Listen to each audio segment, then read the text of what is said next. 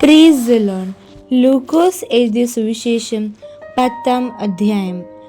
അനന്തരം കർത്താവ് വേറെ 70 പേരെ നിയമിച്ചു. താൻ ചെല്ലുവാനുള്ള ഓരോ പട്ടണത്തിലേക്കും സ്ഥലത്തിലേക്കും അവരെ തനിക്ക് മുമ്പായി ഈരണ്ടായി അയച്ചു. അവരോട് പറഞ്ഞത്, കൊയ്ത്തു വളരെയുണ്ട്, സത്യം വേലക്കാരോ ചുരുക്കം. ആകയാൽ കൊയ്ത്തിന്റെ യജമാനനോട് തൻ്റെ കൊയ്ത്തിന് വേലക്കാരെ അയക്കേണ്ടതിന് അപേക്ഷിപ്പീൻ. പോകുവീൻ, ചെന്നായ്ക്കളുടെ നടുവിൽ കുഞ്ഞാടുകളെ പോലെ ഞാൻ നിങ്ങളെ അയക്കുന്നു. സഞ്ചിയും പൊക്കണവും ചെരുപ്പും എടുക്കരുത്. വഴിയിൽ വച്ച് ആരെയും വന്ദനം ചെയ്യുകയും അരുത്. ഏത് വീട്ടിലെങ്കിലും ചെന്നാൽ ഈ വീടിന് സമാധാനമെന്ന് ആദ്യം പറയുവീൻ. അവിടെ ഒരു സമാധാനപുത്രനുണ്ടെങ്കിൽ നിങ്ങളുടെ സമാധാനം അവന്മേൽ വസിക്കും. ഇല്ലെന്ന് വരികിലോ നിങ്ങളിലേക്ക് മടങ്ങിപ്പോരും. അവർ തരുന്നത് തിന്നും കുടിച്ചും കൊണ്ട് ആ വീട്ടിൽ തന്നെ പാർപ്പീൻ. വേലക്കാരൻ തൻ്റെ കൂലിക്ക് യോഗ്യനല്ലോ. വീട്ടിൽ നിന്ന് വീട്ടിലേക്ക് മാറിപ്പോകരുത്.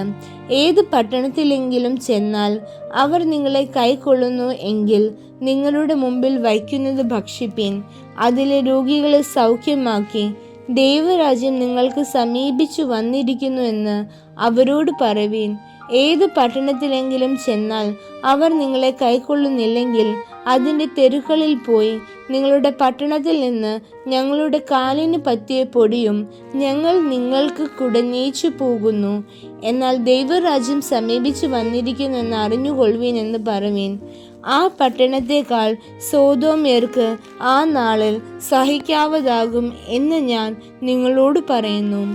കോരസീനെ നിനക്ക് അയ്യോ കഷ്ടം, ബേത്സയിദേ നിനക്ക് അയ്യോ കഷ്ടം.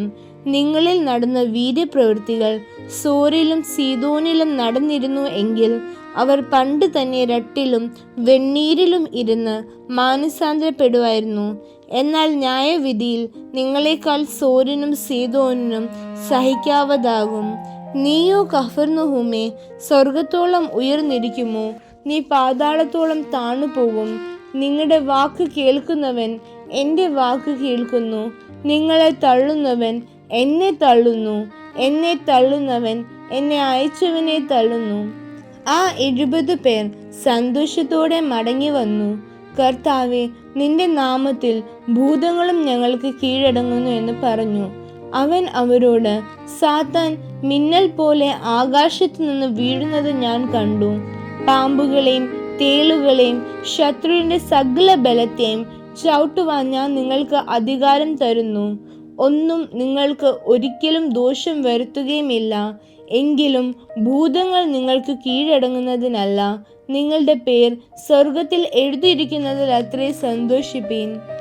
ആ നാഴികയിൽ അവൻ പരിശുദ്ധാത്മാവിൽ ആനന്ദിച്ച് പറഞ്ഞത്, പിതാവേ, സ്വർഗത്തിനും ഭൂമിക്കും കർത്താവായുള്ളവേ, നീ ഇവ ജ്ഞാനികൾക്കും വിവേകികൾക്കും മറച്ച് ശിശുക്കൾക്ക് വെളിപ്പെടുത്തിയത് കൊണ്ട് ഞാൻ നിന്നെ വാഴ്ത്തുന്നു.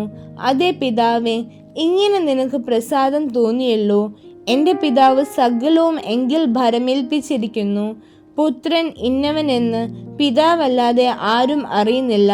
പിതാവ് ഇന്നവനെന്ന് പുത്രനും പുത്രൻ വെളിപ്പെടുത്തി കൊടുപ്പാൻ ഇച്ഛിക്കുന്നവനുമല്ലാതെ ആരും അറിയുന്നതുമില്ല. പിന്നെ ശിഷ്യന്മാരുടെ നേരെ തിരിഞ്ഞ്, നിങ്ങൾ കാണുന്നതിനെ കാണുന്ന കണ്ണ് ഭാഗ്യമുള്ളത്. നിങ്ങൾ കാണുന്നതിനെ കാണുവാൻ ഏറെ പ്രവാചകന്മാരും രാജാക്കന്മാരും ഇച്ഛിച്ചിട്ടും കണ്ടില്ല. നിങ്ങൾ കേൾക്കുന്നതിനെ കേൾപ്പാൻ ഇച്ഛിച്ചിട്ടും കേട്ടില്ല എന്ന് ഞാൻ നിങ്ങളോട് പറയുന്നെന്ന് പ്രത്യേകം പറഞ്ഞു.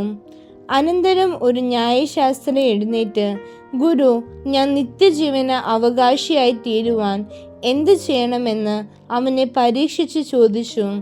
അവൻ അവനോട്, ന്യായപ്രമാണത്തിൽ എന്ത് എഴുതിയിരിക്കുന്നു?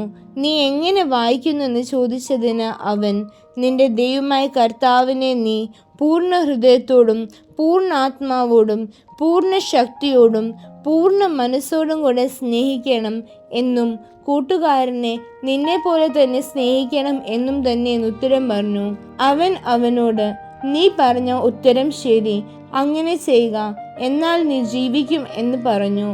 അവൻ തന്നെത്താൻ നീതീകരിപ്പാൻ ഇച്ഛിച്ചിട്ട് യേശുവിനോട്, എൻ്റെ കൂട്ടുകാരൻ ആർ എന്ന് ചോദിച്ചതിന് യേശു ഉത്തരം പറഞ്ഞത്, ഒരു മനുഷ്യൻ യെരൂശലേമിൽ നിന്ന് യെരിഹോവിലേക്ക് പോകുമ്പോൾ കള്ളന്മാരുടെ കയ്യിൽ അകപ്പെട്ടു.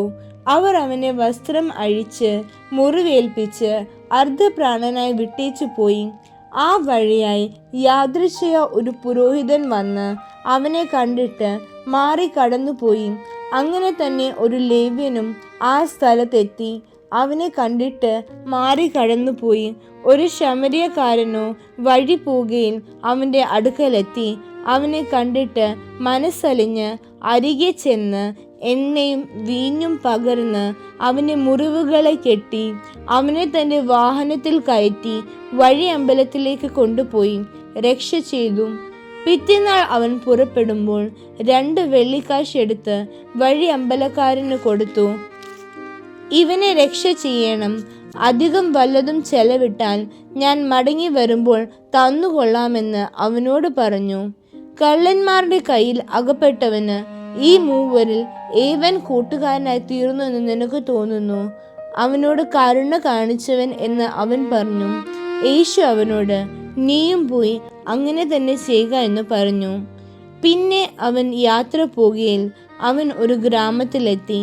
മാർത്ത എന്നു പേരുള്ള ഒരു സ്ത്രീ അവനെ വീട്ടിൽ കൈക്കൊണ്ടു. അവൾക്ക് മറിയ എന്നൊരു സഹോദരി ഉണ്ടായിരുന്നു.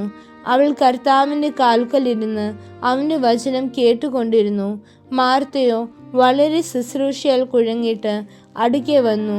കർത്താവേ, എൻ്റെ സഹോദരി ശുശ്രൂഷയ്ക്ക് എന്നെ തനിച്ച് വിട്ടിരിക്കുന്നതിൽ നിനക്ക് വിചാരമില്ലയോ?